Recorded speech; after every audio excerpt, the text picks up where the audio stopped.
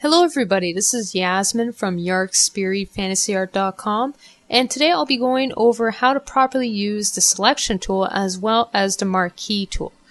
Now as you can see, I have 3 lines of text, so essentially I've just duplicated my flattened image text. You'll see the reason for this in just a moment. I do require 3 text objects in order to actually be able to properly show you how to use the marquee tool for certain examples. So to start off, as you can see, I already have my selection tool selected, and there's 2 methods in which you can actually use this tool to select it. You can just click on the button here in order to use this tool, or you can press the V button and it will allow you to switch automatically to this tool.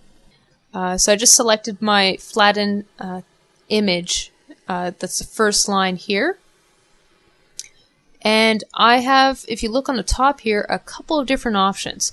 I can actually set my selection to auto select within the layer or within the group.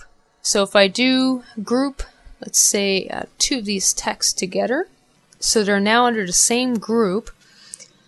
If I change this to group, clicking on this automatically selects the group here, and it won't allow me to select anything else other than a grouped object. So if I deselect and I just select on here, you can see that only the grouped objects are selectable. Now if I change this to layer, this allows me to select individual objects and not select the group. So if I want to select multiple single objects, I can. I just have to hold down the Shift key and left mouse click, and that allows me to do that as well. I can actually select this option here to automatically show the transform controls, and this activates the transform only the moment I actually start applying the transform. So if I click on this, I still have my selection tool selected on the top here. However, if I decide to change the size, it switches to the transform selection. So these are all attributes within the transform option. So this allows me, there's several options within this. I can change the width, I can change the height, I can change where the reference point is located. I can actually just click here and then just choose where I want that reference point to be. I can also interlink both the width and height, so if I change anything, it will dynamically change them together. I can change the angle, and I can also change the tilt. So we'll tilt my text, and depending on which one I choose, it will tilt it either vertically or horizontally. Now to go back to my original selection tool, I have to hit enter, and then it goes back to my normal selection tool options. So I'm just going to turn that off because I don't want that on. Okay. Now, in order to show you how to apply these buttons, these are very useful for aligning multiple objects. But in order to be able to use them, you need to have multiple objects, preferably text normally, selected in order to be able to use this feature. So I'm just going to select multiple objects here. Okay, so as you can see, I've just selected all my objects here.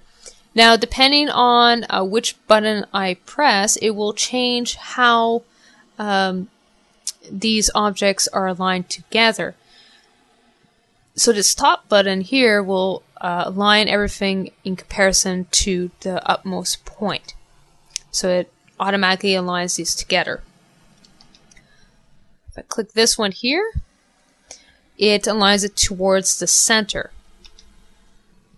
If I click this, it should align on the bottom. If I click this, it will automatically align it to the left-hand edges of all the text. If I click this, it will automatically align it to the center. You're not going to see any differences because these are so close. Essentially, I've just duplicated the same text layer, so you won't see these changes applied. But if I click this, it will align it towards the center. This will align it towards the right hand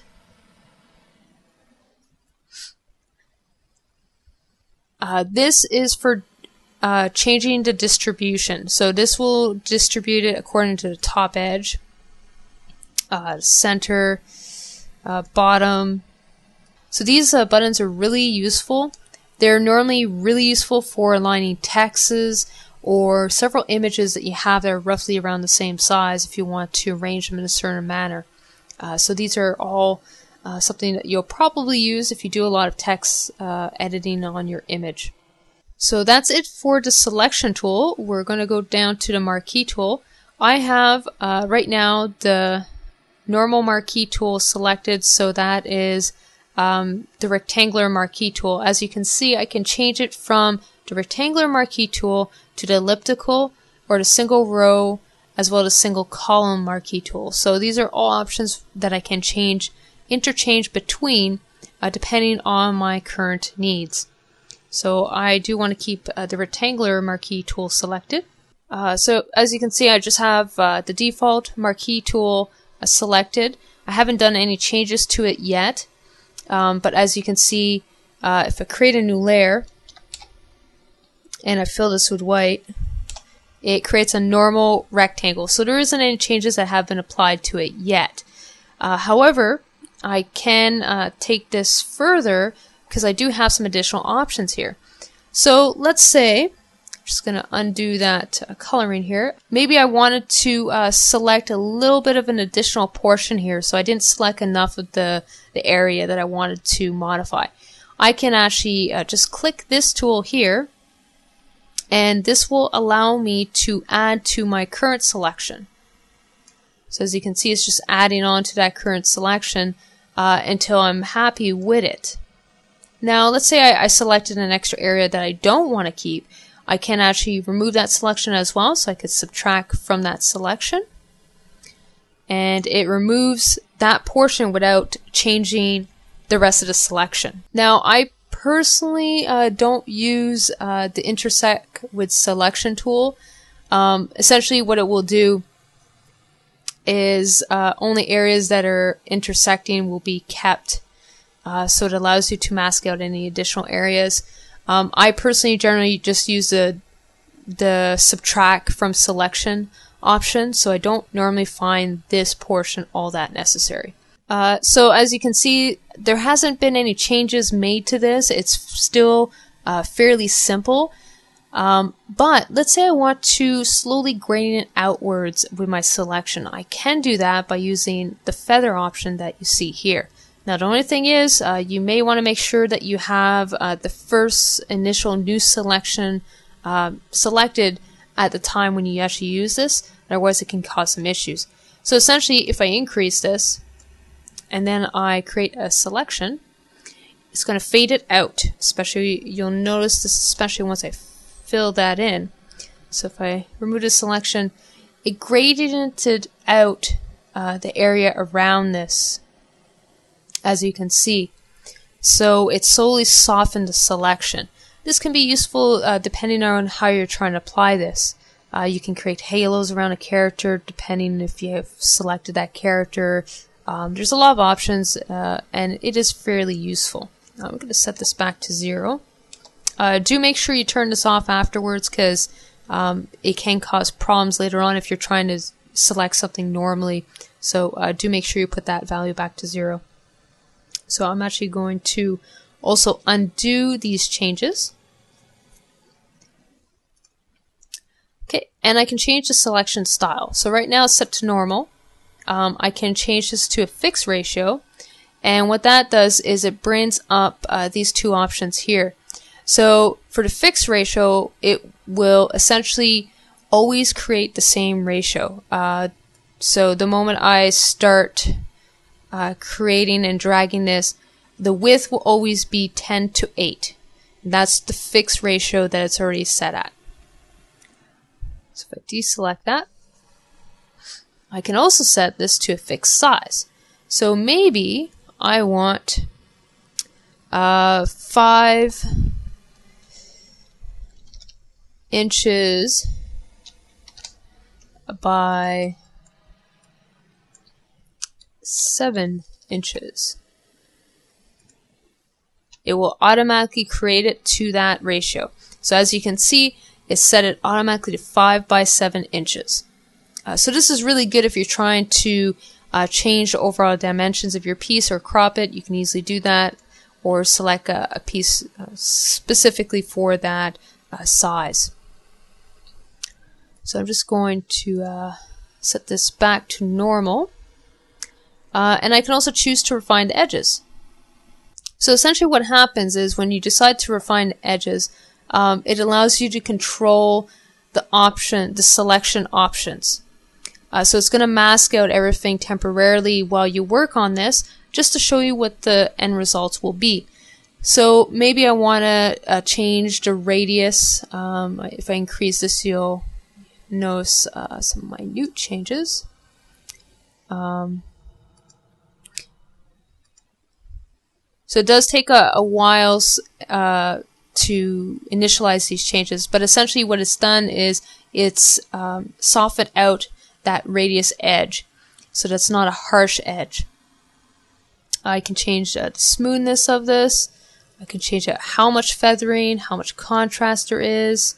I do have quite a few options to play around with just this setting, so I'm just going to cancel that.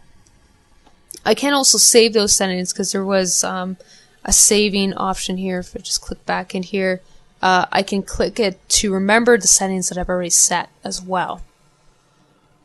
You're probably not going to use the refined edges all that much, but it is useful to know about because there will be certain instances when you may require a little bit more control than what you currently have. Now, if I click down here and I change it to the elliptical tool, you'll notice that all my settings are essentially the same. So none of these settings change depending on which tool I select. You get the exact same option for each of them. It just changes how this actually behaves, essentially. So this one creates a fairly narrow line. Same for this one here. So all these have various applications depending on how you want to use these. Generally though, I use the rectangular or the elliptical marquee tool. Those tend to be essentially the only two that I personally use. So that's it for today's tutorial. It was a bit shorter today, just because I was covering two tools. Next week I will cover the magic wand tool as well as the lasso tool. So the lasso tool and the magic wand tool do have multiples of each, as you can see, so that will take a little bit longer for me to cover. So thank you very much for watching, and I hope to see you guys soon. So thank you and take care.